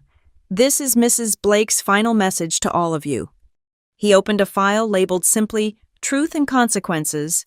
The screen filled once more with Grandma's image. But this was different from the previous recordings. She was in her study, wearing the purple dress I'd helped her pick out for her 90th birthday. Behind her, the wall displayed family photos spanning decades, weddings, graduations, holidays. The irony wasn't lost on anyone. My dear family, Grandma began, her voice strong and clear. If you're watching this, then the truth has been revealed, the thefts exposed, the conspiracies laid bare, and some of you are likely facing criminal charges. She paused, her fingers drumming on the desk, a nervous habit I'd noticed in our last months together. I need you to understand something. This wasn't about revenge. It wasn't about being cruel or vindictive. It was about truth. For too long, this family has operated on polite fictions.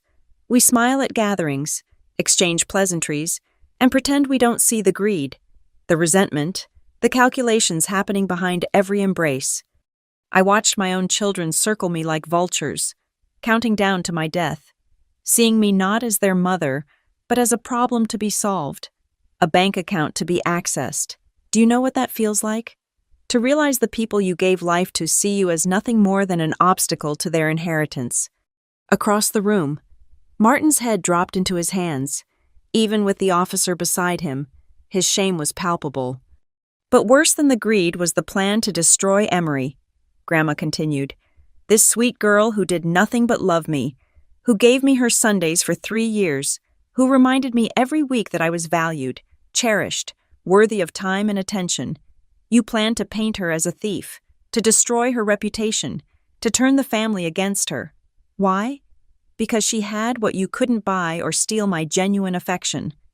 The camera angle shifted slightly, as if Grandma had adjusted it herself. Her face filled more of the frame now, every line and wrinkle a testament to her years. So I made a choice.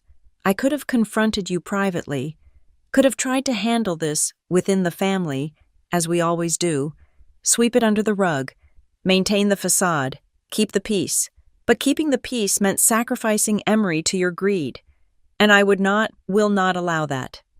The cameras, the documentation, the evidence, all of it was to protect her, to ensure that when you inevitably accused her, the truth would be undeniable, that justice would be served, even if I wasn't here to see it. She lifted a paper from the desk. I recognized it as a list in her handwriting. Let me be clear about what was taken. For the record, the emerald ring, my 40th anniversary gift from your father, taken by Celeste on June 15th, sold to Finley & Cody for $18,000. The sapphire brooch, my mother's, worn at her wedding in 1925, taken by Celeste on June 22nd, sold for $12,000. The silver serving set, a wedding gift from my parents, taken by Martin on July 8th, sold for $3,500. She continued through the list, each item cataloged with the precision of someone who knew exactly what had been stolen, when, and by whom. The amounts added up quickly, over $75,000 in 6 months. But the monetary value is irrelevant, Grandma said, setting the list aside. These were pieces of my history, my memories, my life, and you took them not out of need. None of you are destitute, but out of greed and entitlement. So yes, I involved the police. Yes, I ensured there would be consequences, not because I hate you, but because I love you enough to hold you accountable. Sometimes love means allowing people to face the results of their choices. She paused, reaching for a glass of water, and I noticed her hand trembling slightly. This recording had cost her, emotionally. To those family members who never stole, who visited out of love, who saw me as a person and not a portfolio, thank you. Your integrity in the face of others' greed does not go unnoticed or unrewarded. To Celeste, Martin, and Reagan, you are still my blood. I still love you, but love does not mean enabling criminal behavior. Use this as a wake-up call, a chance to examine who you've become and decide if that's who you want to be. And to my sunshine girl, my Emery, my breath caught. Grandma looked directly at the camera, and it felt like she was looking right at me. Don't let this break your faith in family. Don't let their greed tarnish the love we shared. You gave me 3 years of joy, and that's worth more than all the jewelry and silver in the world. You reminded me that goodness exists, that some people love without calculation, that time given freely is the most precious gift of all. In my will, I've left you more than things. I've left you the knowledge that you were truly, deeply loved, that every Sunday we spent together was a treasure, that teaching you to bake, to knit, to find joy in simple things was my way of passing on what really matters. She smiled then, that mischievous grin I knew so well. I've also left you the farmhouse and enough money to never worry about classroom supplies again, but more importantly, I've left you the truth documented, verified, and legally protected. No one can ever accuse you of being anything other than what you are, a granddaughter who loved without condition. The recording shifted. Grandma stood, moving closer to the camera. Behind her, the family photos seemed to watch in judgment. I know some of you will be angry. We'll say I went too far. That family business should stay in the family.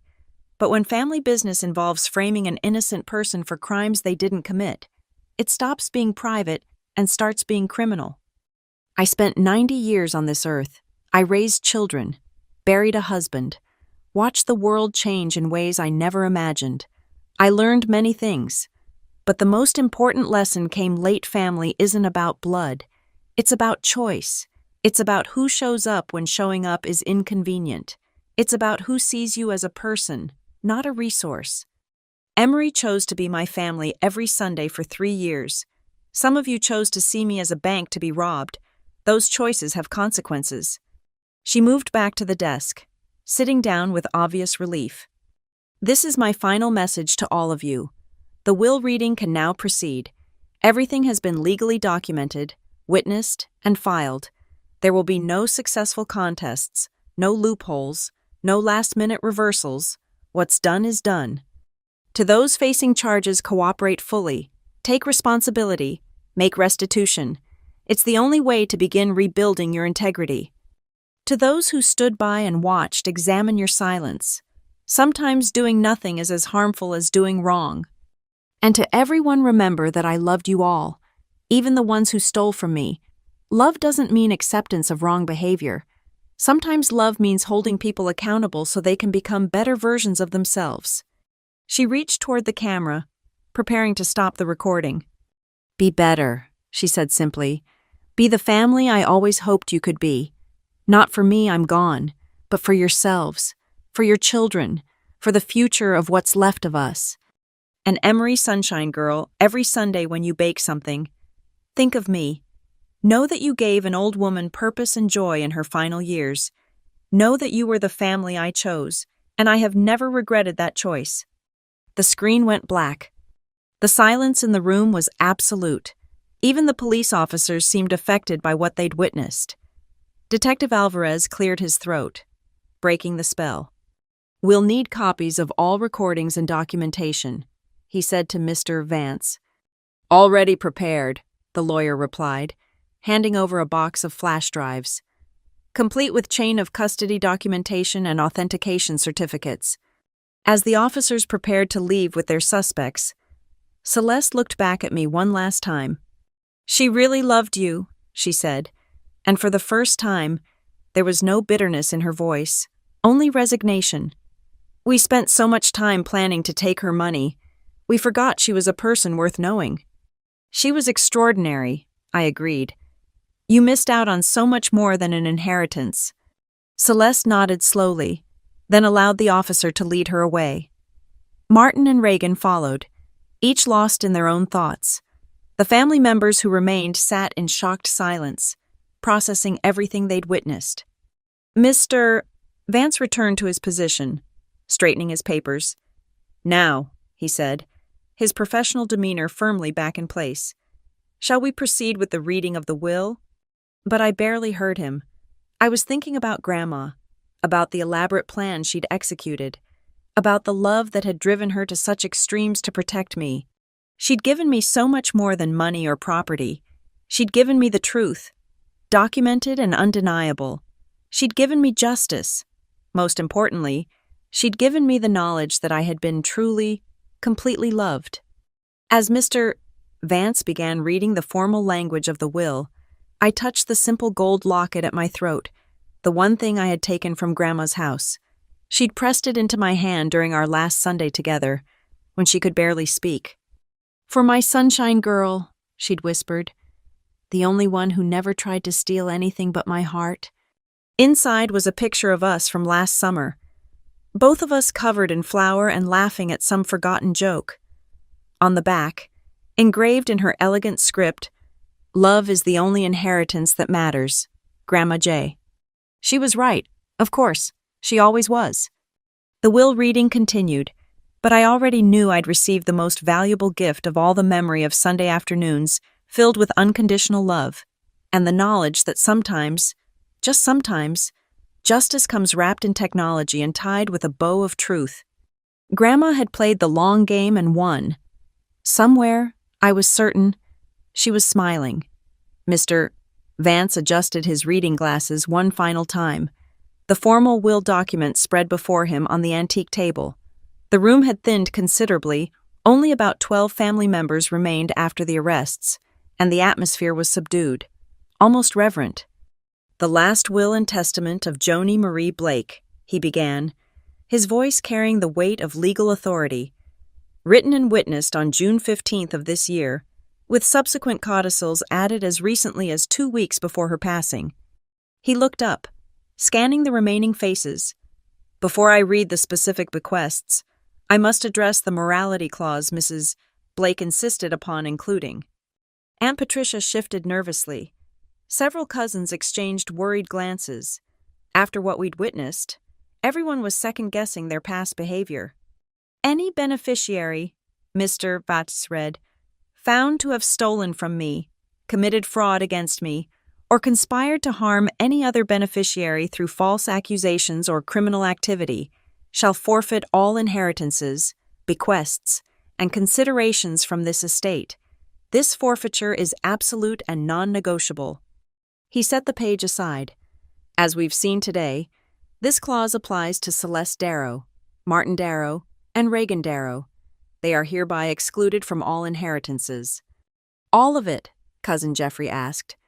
Even sentimental items. Everything, Mr. Vance confirmed. Mrs. Blake was quite specific. She said, and I quote, "Those who saw me as nothing but a resource to be exploited deserve nothing from my resources." He continued with the formal reading. There were small bequests to various family members, $5,000 here, $10,000 there. Cousin Jeffrey received Grandpa's watch collection, which made him tear up. Aunt Patricia was left Grandma's china set, with a note that said, "For someone who appreciates beauty without needing to own it." Young Emma received funding for her college education, bringing her to tears. To my housekeeper, Mrs. Chen, who for 15 years has kept my home beautiful and my secrets safe, I leave $50,000 and my eternal gratitude.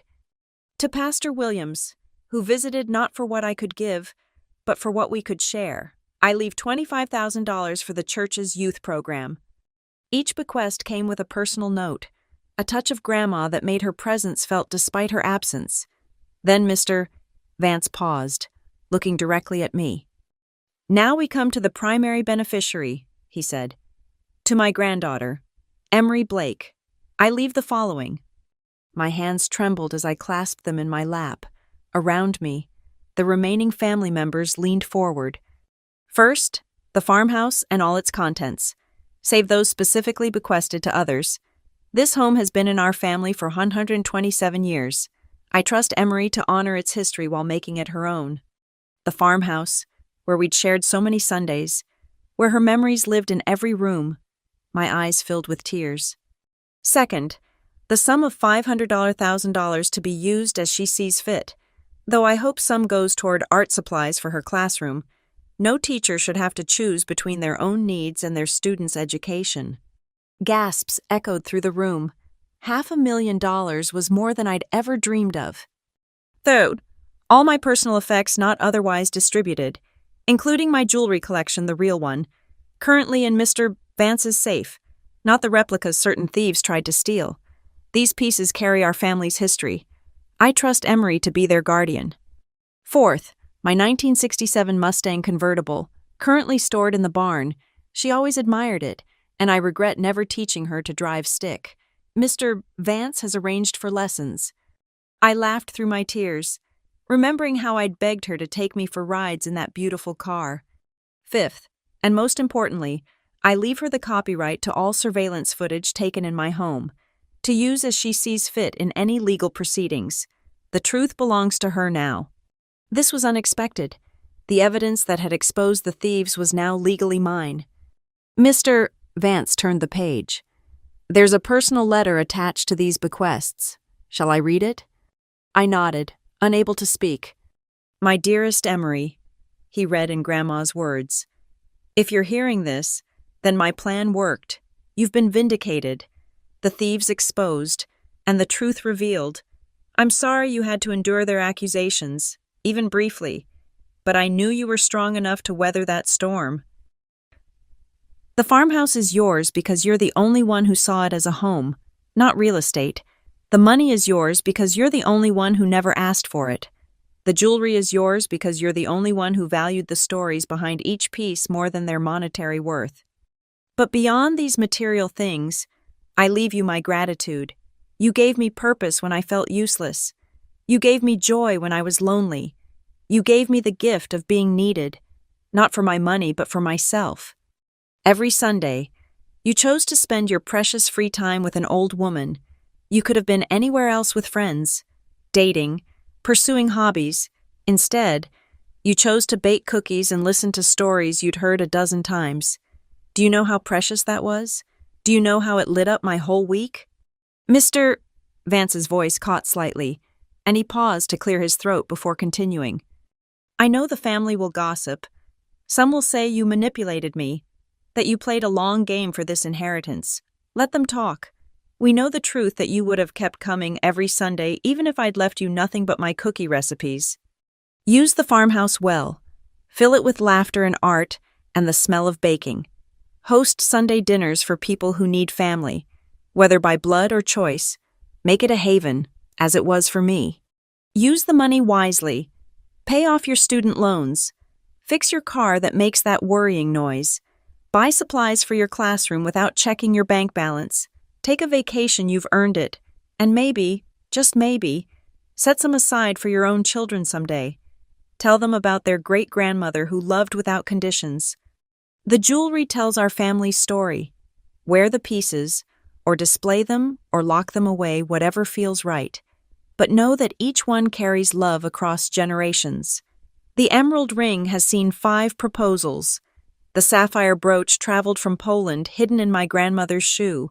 The pearl necklace was bought with your grandfather's first paycheck. They're stories more than stones. And the car pure fun.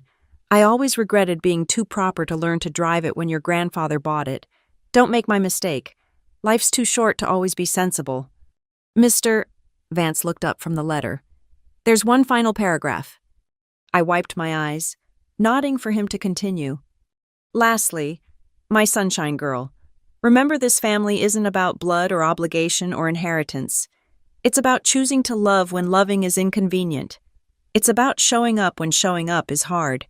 It's about finding joy in small moments and sharing that joy freely. You taught me that. You reminded me that love isn't a transaction, it's a gift. Thank you for that gift. Thank you for 3 years of Sundays. Thank you for being the granddaughter I chose and the family I needed. All my love, Grandma Joni. The room was silent except for sniffles. Even the typically stoic Mr. Vance seemed moved. There are a few additional bequests to charities and organizations, he said, his voice carefully professional again. But that concludes the major distributions. Are there any questions? What happens to Martin and Celeste's portions? Someone asked. Since they're excluded. Those funds will be distributed among the eligible beneficiaries according to a formula Mrs. Blake provided. Mr. Vance explained. She wanted to ensure that those who showed integrity benefited from those who didn't. And the criminal cases, Aunt Patricia asked quietly, will proceed through the courts. Mrs. Blake was clear that she wanted full prosecution. She felt that consequences were the only way to possibly salvage their character. As people began to murmur among themselves, Mr. Vance approached me privately. There's one more thing, he said quietly, handing me a small envelope. She said to give this to you after everyone else had gone. I tucked it into my pocket, saving it for later, for privacy. The room slowly emptied as family members absorbed what they'd witnessed. Some approached me with congratulations, others with barely concealed resentment. A few seemed genuinely happy for me. Cousin Jeffrey hugged me tightly. You earned it, he said simply. Every Sunday, every visit, every moment. Don't let anyone tell you different. Emma was crying happy tears. She loved you so much, she said. It was obvious every time she talked about you. Her whole face would light up. But perhaps the most surprising reaction came from Aunt Patricia, Martin's sister. She approached hesitantly, her face drawn with shame. I knew, she admitted quietly, not about the stealing specifically, but I knew they resented you, knew they were planning something. I should have warned you, should have stood up to them. She took a shaky breath. I'm sorry, and I'm glad Mother protected you. She always was smarter than the rest of us combined. As the farmhouse slowly emptied, I found myself alone with Mr. Vance. He was packing up his briefcase with methodical precision. She was remarkable, he said without preamble. In 40 years of practice, I've never seen anything quite like this. The planning, the execution, the attention to detail. She thought of everything. She was a teacher, I said softly. She always said the key to good classroom management was staying 3 steps ahead of the students. He smiled. Well, she certainly taught some hard lessons today. He handed me a business card. Call my office Monday. We'll arrange the transfer of assets, including access to the full surveillance system. She wanted you to have complete control over the evidence.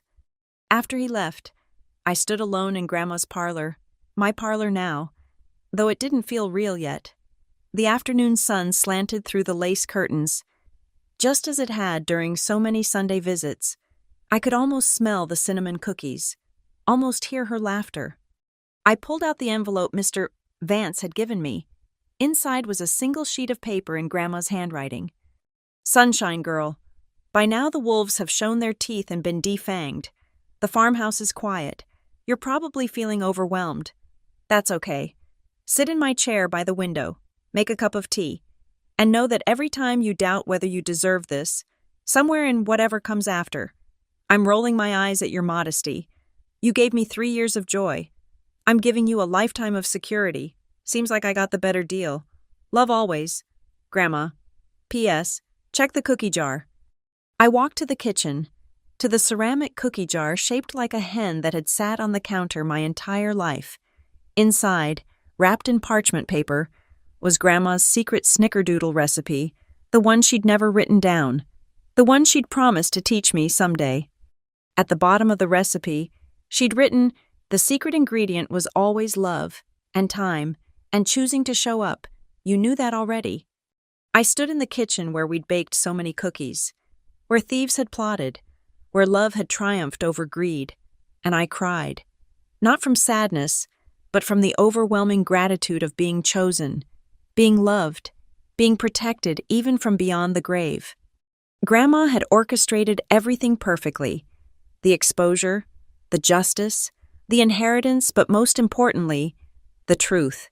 She'd ensured that no one could ever again question why I deserved what she'd given me. The sun was setting now, painting the farmhouse in golden light.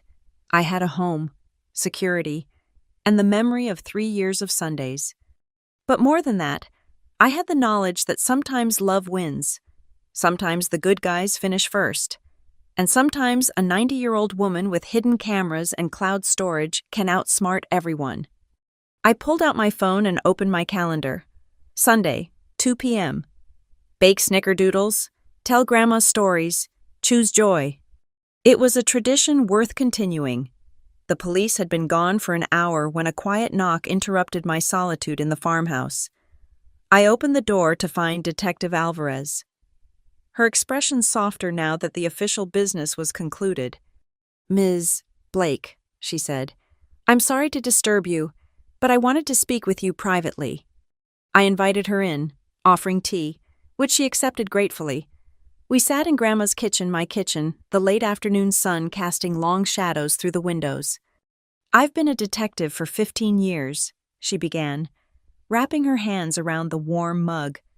I've seen every kind of family drama you can imagine, but this, she shook her head.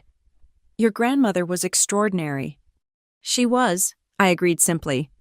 The evidence she compiled is airtight. The video quality, the documentation, the chain of custody, it's better than most professional investigations. Your cousin and uncle are looking at serious charges. Grand theft, conspiracy, fraud, attempted elder abuse. They're facing significant jail time. The reality of it hit me anew. Family members, people I'd grown up with, were going to prison because of their greed. Does that bother you? Detective Alvarez asked, studying my face. That your grandmother orchestrated their arrests. I thought about it carefully. What bothers me is that it was necessary, that they pushed her to such extremes, that they saw her as something to exploit rather than someone to love. The detective nodded. She protected you. The false accusation plot they'd developed was sophisticated. Without her intervention, you might have faced serious legal troubles. Your reputation, your teaching career, all of it was at risk. I know. I traced the pattern on Grandma's tablecloth, a hand-embroidered piece she'd made as a young bride. She saved me from more than just false accusations. She saved me from losing faith in family. Detective Alvarez finished her tea and stood to leave. At the door, she turned back. "One more thing. Your cousin Celeste asked me to tell you something," she said. "The camera in the hallway, Grandma winked at it once. She thought you should know." After the detective left, I sat alone as twilight settled over the farmhouse. Grandma had winked at the camera. She'd known Celeste was stealing, had looked directly at the hidden lens, and winked. The image was so perfectly Grandma that I laughed out loud. My phone buzzed with messages. Word had spread beyond the family. My teacher friends were shocked. My students' parents were sending congratulations. The local news wanted a statement. I turned the phone off. There would be time for all of that later.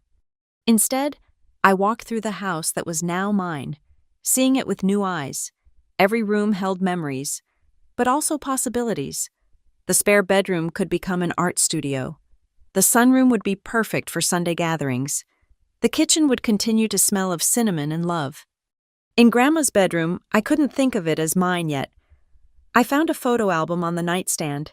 It was new, one I hadn't seen before. On the cover, in her handwriting, evidence of joy.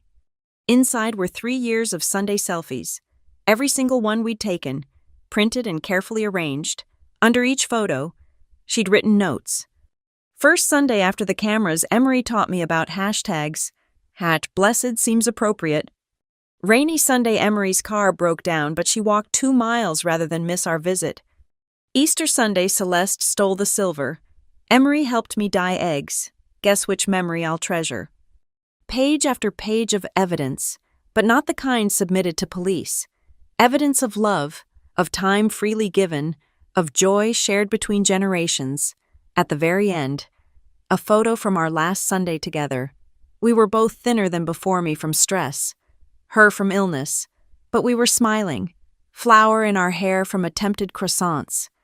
Her note read, "Last Sunday in the house, next week hospice. Emery promised to keep visiting. I never doubted she would. My sunshine girl, constant as the dawn." I closed the album and held it close. This was the real inheritance, not the money or the house or even the vindication. It was the proof that I had been loved unconditionally, that my presence had mattered, that showing up was its own reward. As full darkness fell, I made a decision. I drove to the county jail where Celeste was being held pending bail. The officer at the desk looked surprised, but arranged a brief visit. Celeste appeared diminished in the orange jumpsuit, her perfect facade completely stripped away. She looked up as I entered, wariness and shame battling in her expression. "Come to gloat," she asked, but there was no venom in it. "No," I said simply. "I came to tell you something Grandma told me once. She said the hardest thing about teaching was watching students fail when you'd given them every opportunity to succeed." Celeste's eyes filled with tears. She knew all along. She hoped all along that you'd stop, that you'd visit for the right reasons, that you'd see her as more than a mark. I leaned forward. It's not too late to learn the lesson she was teaching. From a jail cell. From anywhere, the lesson was about choosing love over greed, people over profits, relationships over transactions. You can still learn it. Celeste was crying openly now. She winked at the camera, the hallway one. I was taking the pearl earrings, and I looked back, and she was standing in her doorway, looking right at where the camera was hidden, and she winked. "That was Grandma," I said softly. "Still teaching, even while being robbed." "Will you—" Celeste started, then stopped. "Will you keep the farmhouse in the family?" "I'll keep it full of family," I corrected. "The kind chosen by love, not blood. But yes, I'll preserve it, honor it, fill it with Sunday dinners and holiday gatherings and all the things that make a house a home." "We could have had that all along," Celeste whispered. "If we'd just shown up." "Yes," I agreed. "You could have—" I left the jail with a strange sense of closure. Celeste would serve her time, as would Martin and Reagan. The family was fractured, possibly beyond repair, but Grandma's final lesson was taking root, even in the rockiest soil. Back at the farmhouse, I found myself in the kitchen at 9 p.m. on a Tuesday night, doing what felt right, baking snickerdoodles. As I measured and mixed, I thought about cycles and traditions, about how love is passed down through actions more than words. The timer dinged, and I pulled out a perfect batch. The smell filled the kitchen, bringing Grandma's presence so strongly that I turned, half expecting to see her at the table. Instead, I saw the small security monitor Mr. Vance had left, showing the camera feeds throughout the house, all quiet, all secure. I reached to turn it off, then stopped. On the screen, in the parlor camera, something caught my eye. I'd left the photo album on the side table. It had fallen open to a page I hadn't noticed before. I went to investigate and found a note tucked between photos. Emery, if you're reading this, you're probably baking at an inappropriate hour and feeling sentimental. Good. The world needs more people who bake when they're emotional. P.S. Check behind the flour canister. One last surprise. Behind the ancient flour canister, I found a USB drive labeled for future Sundays. I plugged it into my laptop. It was a video file Grandma in her kitchen, healthy and vibrant, probably recorded a year ago. "Hello, Sunshine Girl," she said, smiling at the camera. "If you're watching this, then everything went according to plan. You've been vindicated, the thieves exposed, and you're probably feeling a bit overwhelmed by it all." She adjusted her apron, the one with strawberries that I'd given her for Christmas. "I wanted to leave you one last gift, not money or property or evidence, but something more precious: permission. Permission to be happy. Permission to change things. Permission to fill this house with your own traditions while honoring ours. The farmhouse has seen 127 years of family drama. It's weathered storms, both literal and metaphorical, but it's also seen love, real, genuine, show up on Sunday love. That's what I want you to continue." She moved closer to the camera, her eyes twinkling with mischief. "Also, I may have set up a few more surprises around the house. Think of it as a treasure hunt. Check the attic on your birthday. Look under the loose floorboard in the parlor at Christmas. There's something in the barn for the first day of spring. Not valuables, you have plenty of those. Just grandmother things. Reminders that I'm still watching, still teaching, still loving you. Keep baking, keep showing up, keep choosing joy even when joy seems impossible. And remember, the secret ingredient is always love. Well, love and an extra half teaspoon of cinnamon, but don't tell anyone that part." The video ended with her laugh, that beautiful sound I'd never hear again in person, but would carry forever in my heart. I sat in the quiet kitchen, eating a warm snickerdoodle, and made my plans.